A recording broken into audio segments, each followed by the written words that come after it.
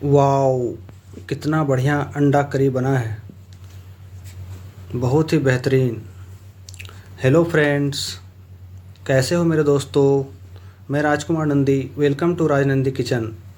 आज मैं आपके साथ शेयर कर रहा हूँ एक करी रेसिपी।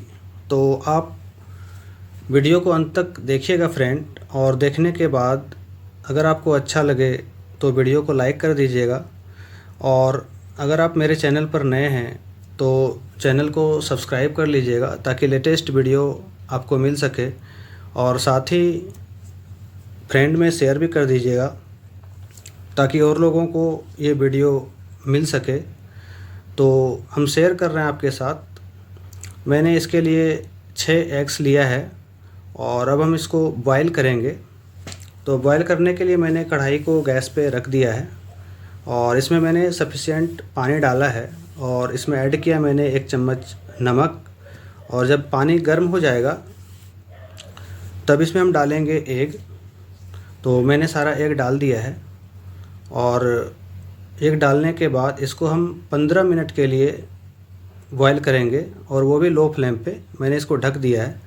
जब तक बॉयल होता है तब तक मैं मसालों के लिए कुछ लेता हूँ। प्याज, टमाटर, मिर्च, अदरक 1 इंच का टुकड़ा, धनिया पत्ती और लहसुन 20 से 22 कली।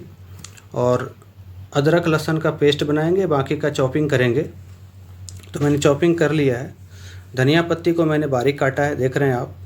और मिर्च को मैंने सिर्फ बीच में चीरा लगाया है। और प्याज को मैंने रफली चॉपिंग किया है, 2 प्याज को मैंने रफली चॉप किया है। और जो 1 प्याज था उसको मैंने बारीक काटा है, देख रहे हैं आप। पूरी अच्छे तरीके से मैंने बारीक काटा है इसको। और जो टमाटर था उसको मैंने रफली चॉप किया है। टमाटर और प्याज को मैं प्रेशर कुकर में डालूँगा इसको सॉफ्ट करने के लिए, आगे मैं बताऊँगा। और इसके लिए मैंने कुछ मसाला भी लिया है। इसके लिए मैंने लिया है 1 चम्मच जीरा पाउडर, 1 चम्मच धनिया पाउडर, 1 चम्मच मैंने लिया है लाल मिर्च पाउडर और 1 चम्मच हल्दी पाउडर। और आधा चम्मच मैंने लिया है इसमें कश्मीरी लाल मिर्च। और 1 चम्मच मैंने डाला है इसमें नमक। आप स्वाद के हिसाब से डाल सकते हो। और इसमें मैंने थोड़ा सा ऐड किया है पानी और इसको अच्छे से मिला लेंगे। पानी के साथ मिलाने के बाद मसाला जब हम डालेंगे फ्राई के लिए तो ये जलेगा नहीं और अच्छा टेस्ट भी आता है। तो 15 मिनट हो चुका है, एक अच्छे तरह से बॉयल हो चुका है। आप देख रहे हैं अंडा जो है पूरी तरह से चटक गया है, तो वो साइन है कि अंडा पूरी तरह से बॉयल हो गया है। अब इसको हम वापस निकाल लेंगे। तो मैंने एक को सारा निकाल लिया है और अब इसके अच्छे तरह से हम इसको छीलेंगे। तो इसके लिए मैंने बाउल में ठंडा पानी लिया है और अंडे को हार्ड सरफेस पे मैंने थोड़ा सा 1-2 बार प्रेस किया है और हथेली पर इसको मूव कराकर मैंने अच्छे से छिलके को छील दिया है। आप ऐसे ही छिलके को छील लेना फ्रेंड, आसानी से छिलका जो है वो अंडे का उतर जाएगा। तो मैंने सारा एग को अच्छे से छिलके को उतार दिया है और इसमें हम चाकू की मदद से थोड़ा थोड़ा चीरा लगा देंगे। तो इससे क्या होगा कि मसालों का फ्लेवर जो है ना वो अच्छे से आएगा। अब मैंने गैस पर प्रेशर कुकर को रख दिया है और 1 चम्मच मैंने इसमें सरसों तेल डाला है। और जो मैंने प्याज काटा था 2, उसको मैंने डाल दिया और इसको अच्छे से स्टीयर करेंगे। और साथ में इसमें डालेंगे कटा हुआ टमाटर और अच्छे से स्टीयर कर देंगे। इसमें हम ऐड करेंगे थोड़ा सा पानी ताकि ये जले नहीं। और प्रेशर कुकर को हम ढक्कन को बंद कर देंगे और 2 सीटी इसमें लगाएंगे मीडियम फ्लेम पे। तो जब तक वो हो रहा है, बॉयल हो रहा है, तो मैं एग को उसमें हल्दी और थोड़ा सा मिर्च पाउडर डाल के मैरिनेट कर दिया है ताकि अंडा देखने में अच्छा लगे और फ्राई जब होगा तो उसमें फ्लेवर भी अच्छा आएगा। तो फ्राई करने के लिए मैंने कढ़ाई को रख दिया है और तकरीबन 50 ml मैंने तेल लिया है इसमें सरसों का। और इसी में फ्राई भी हो जाएगा और मसाला भी फ्राई हो जाएगा। तेल गर्म हो चुका है और मैंने अंडे को डाल दिया उसमें। ज़्यादा फ्राई नहीं करना है, हल्का सा ब्राउन होगा उसे वापस निकाल लेना है। अंडा बिल्कुल फ्राई हो चुका है, अब मैं इसे वापस निकाल ले रहा हूँ। मैंने सारा एग वापस निकाल लिया है। फ्राई बिल्कुल अच्छे तरीके से हुआ है, देख रहे हैं फ्रेंड, ऐसे ही फ्राई करना आप।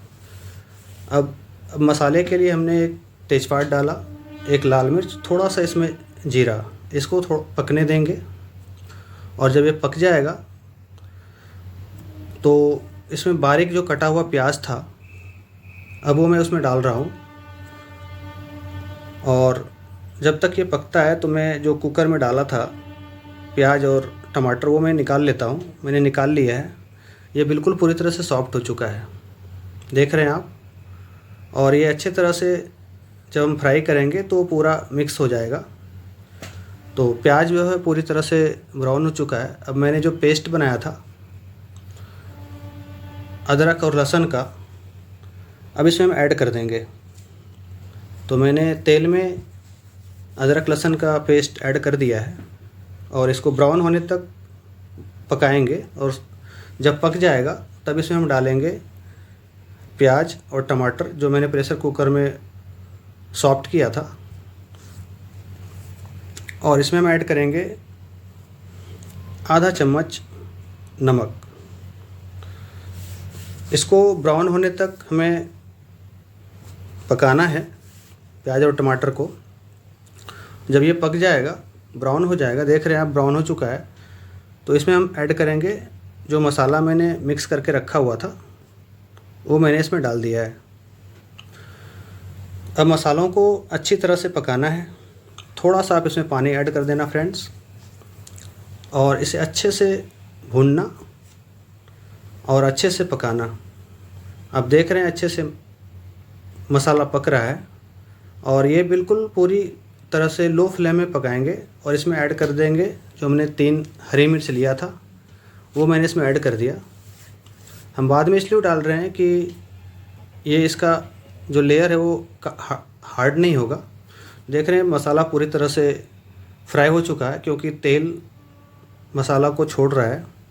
अब इसमें ऐड कर देंगे हम जो फ्राई किया हुआ एग था, वो हमने डाल दिया। तकरीबन 2 मिनट तक लो फ्लेम में इसे हम पकाएंगे, भूनेंगे और इसको स्टेयर करते रहेंगे।